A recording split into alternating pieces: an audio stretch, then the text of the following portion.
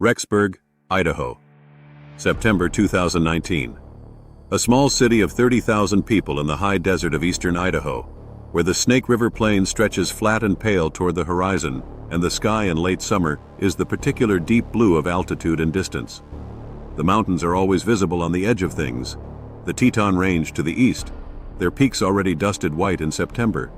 A permanent reminder that the landscape here is larger and older and more indifferent than anything the people living beneath it have built. The streets are wide and quiet. The houses sit behind their lawns in the comfortable order of a community organized around faith and family and the rhythms of the academic year. Brigham Young University, Idaho is here, and the town has the particular quality of places built around an institution, a certain tidiness, a sense of shared purpose, a belief that the structures holding everything together are solid and will hold. Rexburg looks like safety. It looks like certainty. It looks like a place where the worst things happen somewhere else. In September 2019, 2 children lived in Rexburg. Their names were Tylee Ryan and Joshua Jackson Vallow, JJ, everyone called him. 16 years old and 7 years old. A sister and a brother, though not by blood. JJ had been adopted as an infant by their mother Lori, and Tylee was Lori's daughter from an earlier marriage. They had grown up together in the particular closeness of a blended family that had moved often across Arizona and Hawaii, and now Idaho, following their mother through the geography of her life.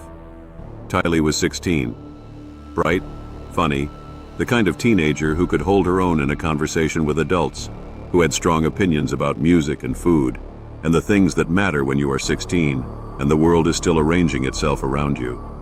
She had her mother's dark hair and a smile that appeared in every photograph anyone kept of her. A real smile, the kind that reaches the eyes, the kind that cannot be performed. She had been talking about studying cosmetology. She had plans. The particular plans of a 16-year-old girl who has not yet learned to doubt that the future will arrive on schedule. JJ was 7, with autism that required extra attention and extra patience and a particular kind of love. The specific, present, tireless love that his adoptive mother had, for most of his short life, given him without apparent reservation. He was a child who needed routine and consistency, and people who understood how to meet him where he was. His teachers knew how to do that. His grandmother knew how to do that. He knew, the way children know these things, who was safe and who was not. He loved to wear bow ties. He wore one in almost every photograph. A 7-year-old boy in a bow tie, grinning at whoever was holding the camera, with his whole life in front of him. In September 2019, Tylee Ryan and JJ Vallow were seen alive for the last time. By June 2020, their bodies would be found buried in the backyard of a man their mother had married 5 weeks after his previous wife died, under circumstances that were, at the very minimum, deeply suspicious. This is the story of how that happened. It is a story about faith weaponized into delusion, about a woman who moved through the world as a devoted mother and emerged as something that resisted every category we normally use to understand human behavior. It is a story about the people who saw the warning signs and the systems that failed to connect them in time. And it is, above everything else, a story about 2 children who deserved to grow up and didn't. To understand what happened to Tylee and JJ, you need to understand who Lori Vallow was before she became who she became. A woman in her early 40s. Dark hair, dark eyes. The kind of warmth that registers immediately in a room. The kind of woman people describe afterward as magnetic, charismatic. Someone you wanted to be around. She was active in her church. She was involved in her children's lives. She posted photographs of family vacations and holiday dinners, and the ordinary archive of a life being lived fully and in public. Her social media presence looked like the social media presence of a happy mother. It looked like evidence. She had been married 4 times before she met Chad Daybell. 4 marriages is a fact that in isolation means nothing. The arc of those marriages, viewed from the outside with the knowledge of what came after, has a quality that keeps returning to the people who knew her in those years. A quality of escalation, of a woman moving through the world with increasing certainty that the rules governing ordinary life did not quite apply to her. Her first marriage ended in divorce, Her second ended in divorce. Her third marriage was to Joseph Ryan, Tylee's biological father. That marriage ended in divorce and in a restraining order, and in a custody battle that those who watched it described as bitter and prolonged. Joseph Ryan died in 2018 of a heart attack. He was 56 years old. The timing, viewed through the lens of what would come later, is something investigators would return to. Her fourth marriage was to Charles Vallow, JJ's adoptive father, the man whose name the children carried. Charles was, by most accounts, a patient and devoted man who had loved Lori through the early stages of what he would later describe to family members as a profound and frightening transformation. He told his sister in the months before he died that Lori had changed, that she had begun to say things that frightened him, that she believed, with the absolute conviction of someone for whom doubt had ceased to be possible, that she was a translated being, a figure from the last days of the world, sent to fulfill a divine mission, that she had been sent to prepare 144,000 people for the second coming of Jesus Christ. He told his sister he didn't recognize her anymore. Charles Vallow filed for divorce in February 2019. He told people he feared for his life. He was shot and killed in July 2019 by Lori's brother Alex Cox, who claimed self-defense. No charges were filed. The investigation into Charles Vallow's death was still open when Tylee and JJ disappeared 2 months later. You need to understand the theology that connected Lori Vallow and Chad Daybell, because without it, what follows becomes merely inexplicable. The theology provides something more disturbing than inexplicability. It provides a motive, a coherent internal logic, a framework within which everything that was done made a kind of sense, a terrible, closed, self-referential sense that required only the acceptance of certain premises to become, within its own world, reasonable. Chad Daybell was a writer. He had published dozens of novels in a niche genre of Latter-day Saint apocalyptic fiction, stories about the end times, about righteous survivors and dark spirits, about the world ending and the faithful being lifted up. He was not a mainstream figure in the LDS Church. The mainstream LDS Church would later distance itself emphatically from his teachings, but in the smaller world of fringe preparedness communities within Latter-day Saint culture, he had a following. He gave talks. He sold books. He had a podcast. He had, in the way that certain people acquire it, authority, the particular authority of someone who speaks with complete confidence about things that cannot be verified. He taught that living people could be assessed on a scale of light and dark, that some people were filled with light and were spiritually alive, and that others, people who had been taken over by dark spirits, people who had become what he called zombies, were spiritually dead, their bodies inhabited by malevolent forces that only appeared human from the outside. Once a person had been classified as a zombie, they were, within the theology, no longer really a person. They were a vessel for darkness, a threat to the spiritually living. Lori and Chad exchanged hundreds of text messages in the months before the children disappeared. Investigators would later read those messages in open court. In them, the children were discussed. Their light and their darkness were assessed. Their spiritual status was evaluated. JJ was described as a dark spirit who had taken over the body of a child. Tylee was described in terms that placed her outside the category of the living.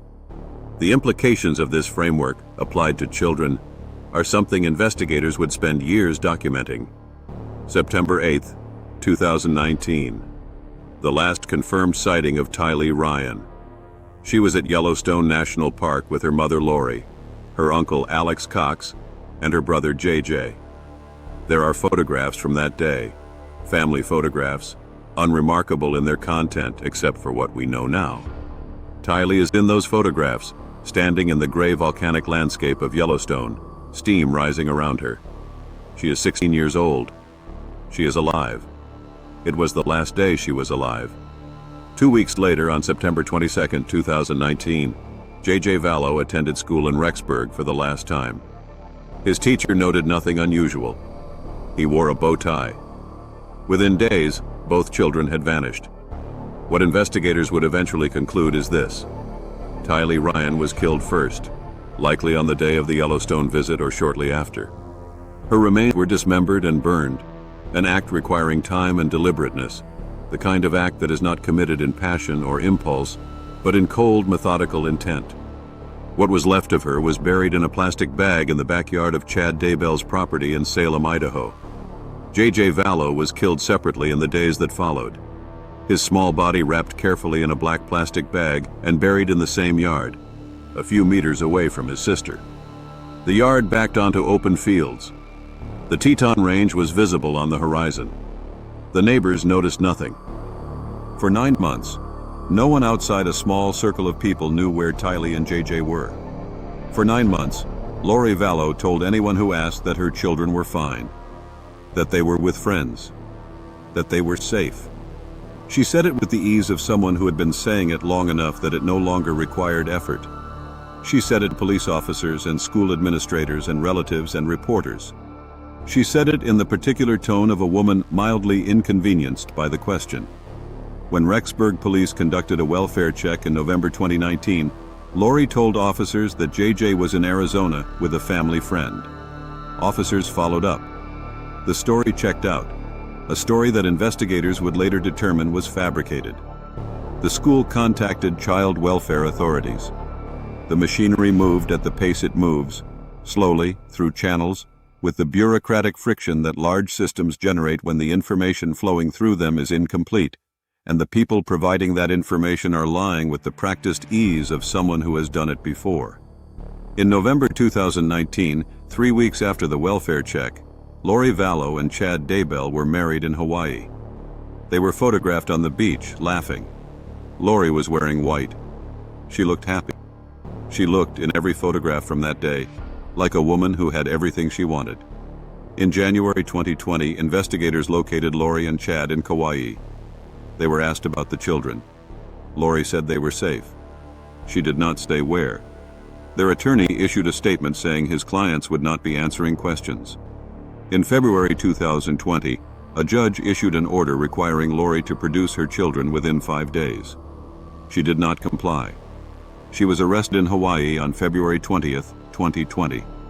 She was photographed in handcuffs on the same beach where she had been photographed laughing on her wedding day 2 months earlier. She was smiling in the arrest photograph too, a small, composed, almost private smile. But the deaths did not begin with the children. They began earlier, with a series of deaths that, taken individually, each had a plausible explanation, and that, taken together, formed a pattern so stark that investigators would describe it as one of the most disturbing accumulations of suspicious mortality they had encountered. Tylee Daybell, Chad's wife of nearly 30 years, a woman described by those who knew her as warm, grounded, deeply devoted to her 5 children, died in October 2019, 2 weeks after the Yellowstone photographs were taken. She was 49 years old. She had been in good health. She had no reason to die. Her death was initially ruled natural causes, cardiac arrest in her sleep. She was buried quickly. Chad Daybell began publicly dating Lori Vallow within weeks. They were married 5 weeks after Tammy died. 5 weeks. When investigators eventually exhumed Tylee Daybell's body, toxicology tests found traces of a narcotic compound consistent with poisoning. The cause of death was reclassified. Tylee Daybell had been murdered, almost certainly in the weeks before Lori Vallow was free to become the next Mrs. Daybell. Alex Cox, Lori's brother, the man who had shot Charles Vallow and walked free, died in December 2019 of what was ruled a pulmonary embolism. 51 years old. He died before investigators had connected him to what had happened in Chad Daybell's backyard. He died having never been charged with anything. The timeline, laid out in sequence, has a quality of terrible momentum. Charles Vallow shot in July. Tylee and JJ disappearing in September. Tylee Daybell dead in October. Lori and Chad married in November. Alex Cox dead in December. Each death clearing a path. Each death removing someone who knew too much, or stood in the way, or had been classified, within the closed logic of a theology built to classify people as something other than worth keeping. June 9, 2020. Idaho law enforcement executed a search warrant on Chad Daybell's property in Salem. A modest house on a rural road. Fields behind it. Mountains on the horizon. The ordinary geography of rural Idaho on a June morning, the air already warm, the sky the bright, uncomplicated blue of early summer. Investigators brought cadaver dogs. The dogs moved through the yard in the particular focused way of animals following a scent that humans cannot perceive. Systematic, unhurried, working in a grid. And they stopped in two places. Investigators began to dig. Tylee Ryan's remains were found first, or what remained of them, after the burning and the dismemberment that had been done to make identification harder, to reduce a 16-year-old girl to something that could be buried in a plastic bag without a grave marker or a name. Forensic anthropologists would spend months reconstructing what had been done to her. JJ Vallow was found nearby, in his black plastic bag, his small body largely intact. He was still wearing the clothing from one of the last days of his life. His hands and feet had been bound, his face covered with tape. A 7-year-old boy, in a bow tie.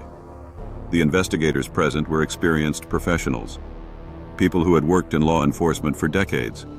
Several of them described the moment of finding JJ as something that stayed with them, not filed away, not processed and moved past, but carried. Present in the middle of the night. Present at unexpected moments. The kind of thing that becomes part of you whether you want it to or not. They did their jobs. They gathered the evidence that would eventually put Lori Vallow and Chad Daybell in front of a jury. Chad Daybell was tried in Idaho in the summer of 2024. Prosecutors presented the theology in its full detail, the texts, the classifications, the language in which two children had been discussed as problems to be managed, rather than people to be loved. They presented the murders of Tylee Daybell and Charles Vallow, the conspiracy, the methodical way in which everything had been arranged. Chad Daybell was convicted on all counts. He was sentenced to death. Lori Vallow was tried separately in the spring of 2023. She was convicted of the murders of Tylee and JJ and of conspiracy in the murder of Tylee Daybell. She was sentenced to life in prison without the possibility of parole. She showed no visible emotion when the verdict was read. She has maintained since her conviction that she did not harm her children, that she loved them. She smiled for her booking photograph. Tylee Ryan was 16 years old when she died. She had her mother's dark hair and a laugh that people who knew her still talk about, specific and real, the laugh of a person who found things genuinely funny and didn't pretend otherwise. She had plans. A future that existed for a few weeks in the summer of 2019 as a real and approaching thing, taken from her by people who had decided, within the closed logic of a theology built for exactly that purpose, that she did not qualify for the protection that the living owe each other. JJ Vallow was 7 years old. He wore bow ties. He had a grandmother named Kay Woodcock who spent the better part of a year making phone calls and filing reports and refusing to accept the silence that met every inquiry. She made the calls. She kept making them. She went to the media. She stood in front of cameras and said her grandchildren were missing and she needed someone to find them. She did not stop. Neither child was saved by the systems that should have saved them. They were failed by a cascade of responses that were each individually reasonable and collectively insufficient. The failure was not dramatic. It was quiet. The failure of systems that work most of the time, encountering a person who had learned to work the systems. They were saved. Their story was saved. Their names were saved.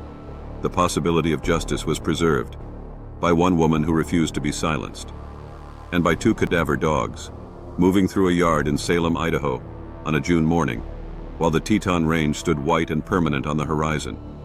The questions this case leaves behind are not comfortable ones. They are questions about what faith becomes when it turns inward and builds a closed world with its own rules and its own categories of human worth. About the gap between what a person appears to be and what they are capable of. About the systems we build to protect children and the ways those systems fail quietly, procedurally, without drama. Kay Woodcock broke this case. She made phone calls. She filed reports. She went to the media when the official channels moved too slowly. She did not stop. That is what justice looked like here. Late. Imperfect. Paid for at a cost that no verdict and no sentence can fully account for. What do you think? Was justice served? Leave your verdict in the comments. Subscribe to Family Crimes for a new case every week. because the darkest secrets hide at home.